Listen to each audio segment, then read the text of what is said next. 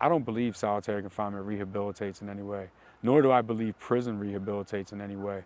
Roberto Gonzalez was released from prison in 2024. He was convicted in 1990 for first-degree murder after a street scuffle put a man in the hospital who later died from head trauma. Gonzalez, who was 17, received a life sentence. So you're in prison and you're in a desperate situation where you're away from your family, you're away from your friends, you're surrounded by criminals. Like, that's the bottom line. Like, everyone in prison is a criminal. A lot of people are there for homicides. So it's a very dangerous place. Does solitary confinement mitigate any of that? I don't know. I don't have the answer, and I don't think that it really does. Most people, when they come out of solitary confinement, they're even more aggressive than they were. They're even more depressed. They have even more psychological mental problems when they come out, just because of that type of confinement. John Thompson was released from prison in 2017. He was convicted in 1985 for first-degree murder after shooting a man who kicked in the door to his mother's home. The man died on the porch. Thompson, who was 17, received a life sentence. Prison is supposed to be where you go as punishment, not for punishment. But the guards seem to think you're there personally to punish you. That's what they think. That you're here, that's why you're here, for us to punish you. No, I'm in prison as a punishment. Being taken away from society, that is my punishment, right? My worst experience with solitary confinement had to be in the year 2011, and I spent the whole entire summer in solitary confinement. Their solitary confinement was probably the worst one in the entire state of Pennsylvania. They didn't have ventilation, and they were blocked off with like plexiglass, and there was no air circulation at all in those cells, and it was hot and humid the entire summer. It had a profound effect on me mentally. Like, that, just being in that situation, like, it was so desperate. That summer of 2011, spending that whole time in solitary confinement, it had me so depressed that there was nothing I could do but just sit there and sweat. Well, the harshest place I've ever been is a place called the Dungeon. That's in SDI Dallas.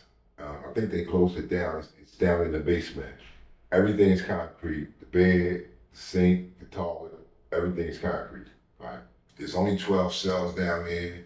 And when we were down there, there wasn't no light, so the only light you got was from the windows outside. So once that was done for the day. It was darkness. How did it feel? I mean, for me, it's something you have to endure, right? Because I'm just one of them stubborn people that I refuse to be broken, right? I refuse to allow you to take my dignity, self-respect, right? While Thompson was incarcerated, he and other prisoners formed the Human Rights Coalition, which later turned into the Abolitionist Law Center, a public law firm dedicated to challenging the incarceration system. Now released, Thompson works as their political organizer. I do a lot of advocacy. I lobby. I run campaigns as far as running campaigns to end something. Just trying to do whatever I can do to help remove one of those bricks of the carceral system.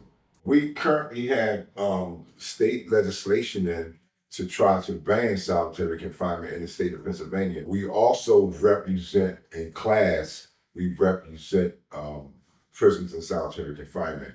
As a matter of fact, we were successful in getting 2 really long-term prisoners home a few years ago. One did like 40 years in the hole, and another one did like 27, 28 years in the hole.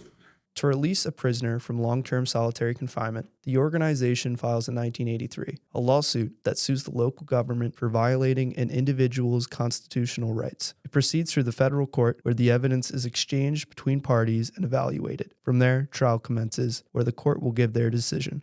People just don't understand, because they see you and they say, "Oh, he's in over 10 years. Don't look like nothing wrong with him." But believe me, there's something wrong with him. Like I said before, you have people that will cut their wrists just to go to the hospital, just so they can be out solitary for an hour or two. And that's pretty drastic. But it happens all the time in the end. People hang themselves for attention. They don't really mean to kill themselves, but they want to make it appear that they're hanging themselves. So the guards will come in there and get them, and take them to medical where they can see other people and do other things, right? And that's think about that. That's drastic for a person to go that far just for human contact. When a prison changes the name of their solitary confinement practice, the legal restrictions around solitary don't cross over to the renamed practice.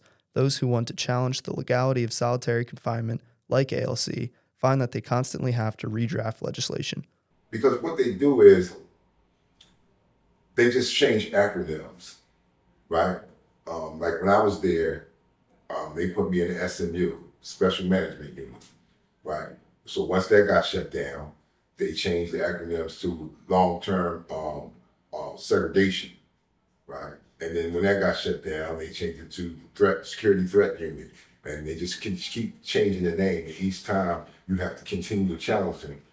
There used to be what we call mandatory language in the statute that mandated the procedures that they had to use in order to put you there, right? That you must, stuff like that, mandatory language. Well, they removed that language out of the legislation now. So now it's harder to attack. I mean, it has to be really extreme cases now where you've been in the hole for such a long period of time that, they can't justify keeping you there. Mm-hmm. Something that I think is very important for everyone to keep in mind about the prison system as a whole, right, is that television and stories paint a picture of people that have been in prison, right?